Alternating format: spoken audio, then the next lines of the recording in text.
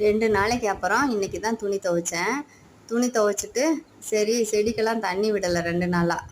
அது தண்ணியும் விட்டாச்சு. அப்புறம் சரி மாடி ரூமு ஒரு வாரமாக க்ளீன் பண்ணலை. சரி க்ளீன் பண்ணலான்ட்டு வந்தேன். வந்து பார்த்தா கட்டிலெல்லாம் நல்லா தான் இருக்குது.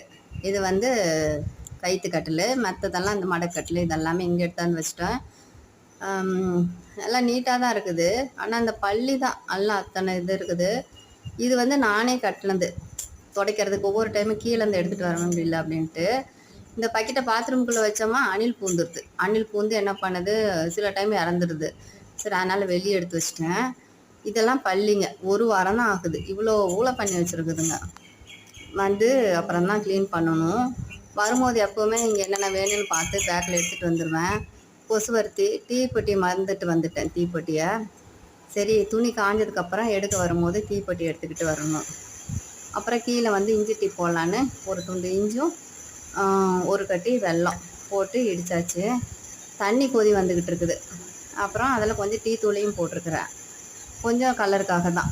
அப்புறம் கொதிக்க வச்சு இஞ்சியும் போட்டு கொதிக்க வச்சு வடிகட்டியாச்சு. இனிமேல் டீ